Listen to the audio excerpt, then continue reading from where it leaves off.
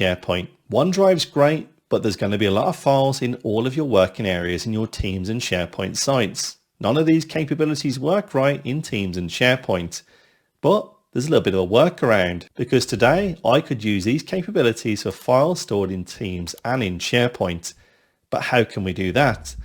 Well, it's pretty easy to do. You can open up any of your Microsoft Teams or your SharePoint locations.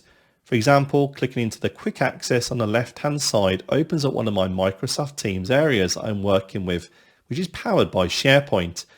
To bring it into OneDrive, I'm going to go ahead and select Add Shortcut to My Files, now creating a shortcut into my own OneDrive for Business to access these files quickly.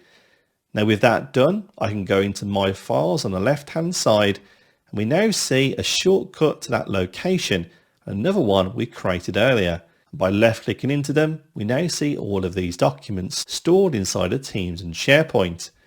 But because it's been delivered through the OneDrive experience, I can left click a file, select the Copilot option, and then summarize the file in place, just like we did in the world of OneDrive for Business, but using these capabilities for files stored in Teams and SharePoint. We can also ask further questions of your files and more, and use the files that you've stored in Teams and SharePoint with the help of your Copilot inside of OneDrive for Business. Whether this was by design or purely by accident, I'm not too sure. But what it does allow us to now do is use Copilot with your files in SharePoint. But do be aware, if you've already synced one of your libraries with OneDrive, you may not be able to add a shortcut as I've done today to OneDrive for Business. But when you do, you can now see with the help of Copilot, you've got all the automation you wanted with Teams and SharePoint too.